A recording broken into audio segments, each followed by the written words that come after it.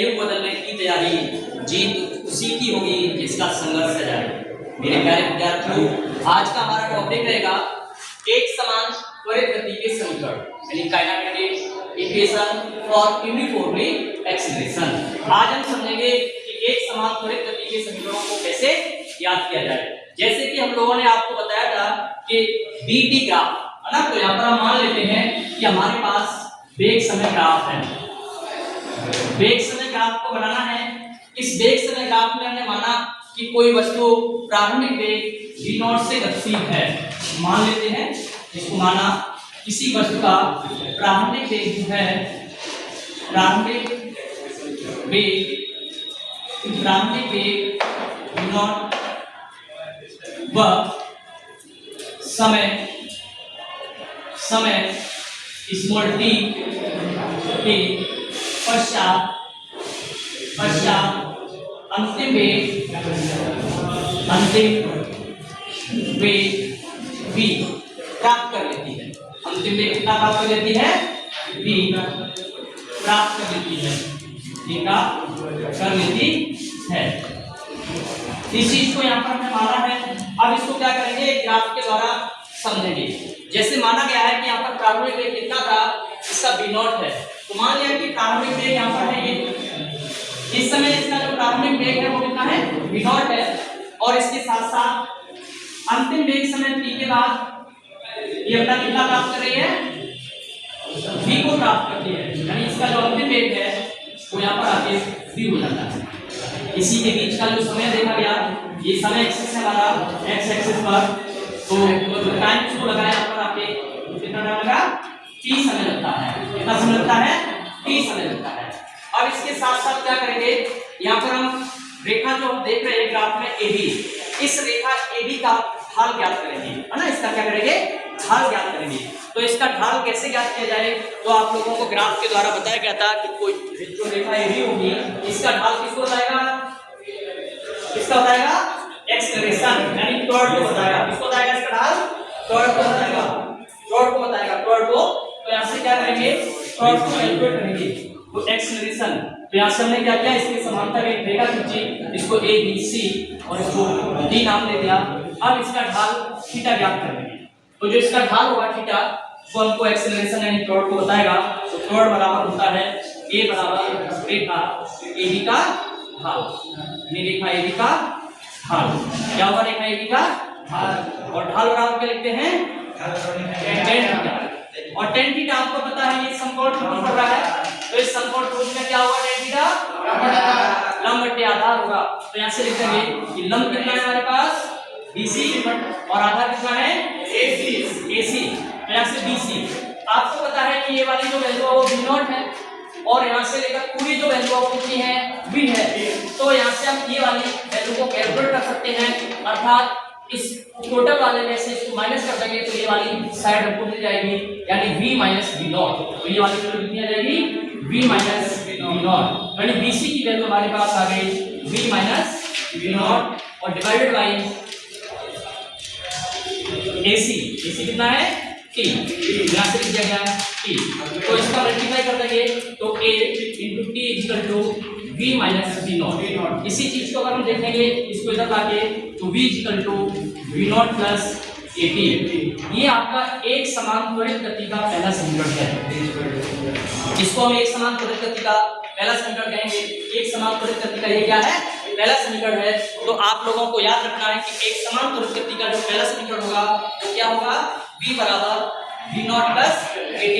अब इसके आगे हमको दो समीकरण और ज्ञात करने हैं। तो दो समीकरण ज्ञात करने के लिए अब एक चीज आप लोग को हम बताए थे कि समय t के अंदर जो तय किया गया विस्थापन होगा, वो विस्थापन आपका कितना होगा? बोलो। इस पूरे वाले वक्र का क्षेत्रफल क्या होगा? क्षेत्रफल होगा। तो यहाँ से लिखेंगे कि जो विस्थापन हमारा तय किया जाएगा, वो विस्थापन के लिए लिखेंगे कि अतः समय t में वस्तु द्वारा तय किया गया विस्थापन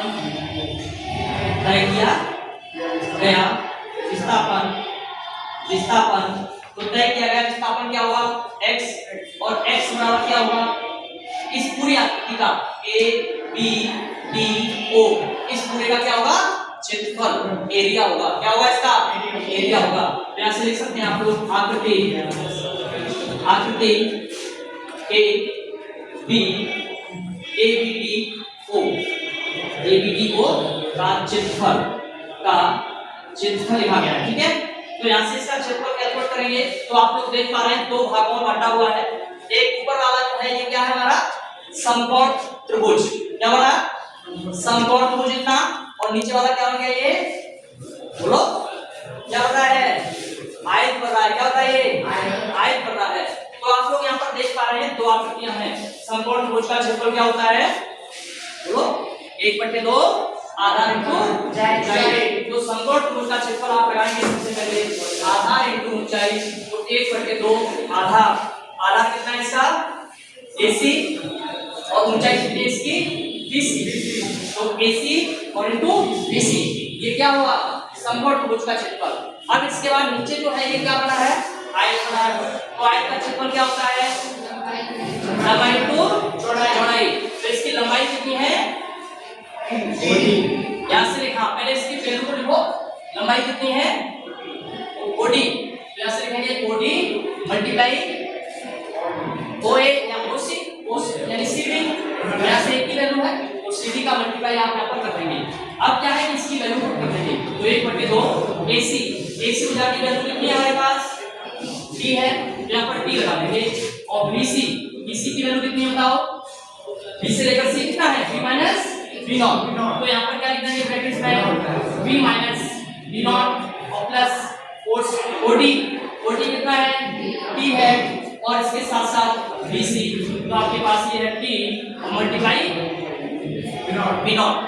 CD कितने हैं? B not. ये इसके इक्वल है ये वाली, तो यहाँ से क्या लिख देंगे इसको? B नॉट करेंगे। अब आप अगर समीकरण 1 बना गया है उससे ऊपर देखें कि B माइनस B नॉट की वैल्यू किसके इक्वल है? 80 के इक्वल है। तो यहाँ हमारा यही लिखा है, देखो ब्रैकेट्स में B माइनस B नॉट, इसको क्या लिखेंगे? 80। तो इसको हम 80 यहाँ पर लिख देंगे। तो x इक्वल टू आएगा हमारे पास 1/2 T, ब्रैकेट्स में आएगा 80 plus B not into T। अब इसको एक साथ पढ़ लेंगे, इसको पहले लिखेंगे B not into T plus 1/2 A into T square. तो ये आपका एक समान त्वरित गति का दूसरा समीकरण आ गया। क्या है? एक समान त्वरित गति का दूसरा समीकरण आ गया। अगर इसी समीकरण के साथ आपको एक समान गति का तीसरा समीकरण ज्ञात करना है, तो यहाँ जो हम वैल्यू ज्ञात किए थे, अगर इसी वैल्यू को थोड़ा सा और आगे आप एक्सप्लेन करते हैं और थोड़ा सा आगे और समझें, तो इसको क्या लिख सकते हैं? इसको आप लिख सकते हैं कि x इक्वल टू, यहाँ आपने क्या देखा? इसका इसके साथ मल्टीपल कर दिया जाए, तो ये वाली जो वैल्यू है वो आपको कुछ इस प्रकार से मिलेगी। देखो इस समीकरण को यहाँ से हम देख पा रहे हैं अभी, तो इसी चीज को यहाँ पर लिख रहे हैं कि जो x था हमारा वो देखो 1/2 t, तो ये t के साथ आएगा एक बार मल्टीपल, तो इसको एक्सप्लेन कर दो 1/2 into t minus 1/2 v naught into t plus v naught into t। अब देखो क्या हुआ कि v naught into t v naught into t समान है, तो यहाँ पर एक और ये आधा, एक में से आधा माइनस हो गया, कितना बचा? आधा बचा, तो प्लस की वैल्यू मिलेगी। तो इसी चीज को आप ऐसे लिखेंगे x equal to 1/2 v into t प्लस का 1/2 v नॉट into t। दोनों वैल्यू 1/t है, t कांस्टेंट है, दोनों में समान है, एक जैसा है, कॉमन ले लेंगे। तो x इक्वल टू यहाँ से आपको मिल जाएगा ये v plus v naught divided by 2 और इनटू t। तो ये समीकरण आपको बता रहा है कि अगर कभी भी आपको माध्य वेग ज्ञात करना हो, है ना, तो जो आ गया v plus v not by 2, ये किसको बताएगा? माध्य वेग को रिप्रेजेंट कर रहा है। इसका जो माध्य वेग है वो कितना है ये आपको बता रहा है। अब वापस से इसको सॉल्व करेंगे हम। वापस से अगर हम देखें यहाँ पर कि समीकरण नंबर 2 हमारे पास था 1, अगर इस समीकरण नंबर 1 से वापस से देखें कि t बराबर कितना होगा, बता सकते हैं? t की वैल्यू कितनी होगी बोलो? v minus v not upon a होगी। कितनी होगी? v minus v not upon a होगी। तो यहाँ से इसकी वैल्यू को लिखेंगे v minus v not upon a। तो वापस से यहाँ पर इसकी t की वैल्यू को रखें, यानी t बराबर v माइनस का v नॉट अपॉन a। इस t के स्थान पर रखना है, क्या करना है? t के स्थान पर इसको पुट कर देना है, ठीक है? रखने पर अगर आप इसमें लिख देंगे चले आएगा ये x equal to v plus v naught divided by 2 और दूसरे वाले ब्रैकेट्स में आएगा v minus v naught divided by a। अब आप ऊपर देख पा रहे होंगे कि एक ब्रैकेट्स में लिखा है a प्लस b और दूसरे में a माइनस b। क्या होता है इसका formula a square minus b square. तो इसी चीज को हम लिख सकते हैं इस प्रकार से कि x equal to v square minus v naught का स्क्वायर और डिवाइडेड बाय दोनों का मल्टीपल हो जाएगा 2a। ठीक है, अब 2a का मल्टीपल इसके साथ कर देंगे और इसी चीज को आप पढ़ेंगे कि v स्क्वायर माइनस का v naught square equal to 2ax। v naught square को अगर उधर ले जाएंगे तो आपको मिल जाता है कि v square equal to v naught का स्क्वायर प्लस 2ax। ये आपको गति का जो तीसरा समीकरण प्राप्त हो गया, इसे हम कहते हैं एक समांतर गति का समीकरण। आशा करते हैं कि आप सभी विद्यार्थियों को अच्छे से समझ में आया होगा। धन्यवाद।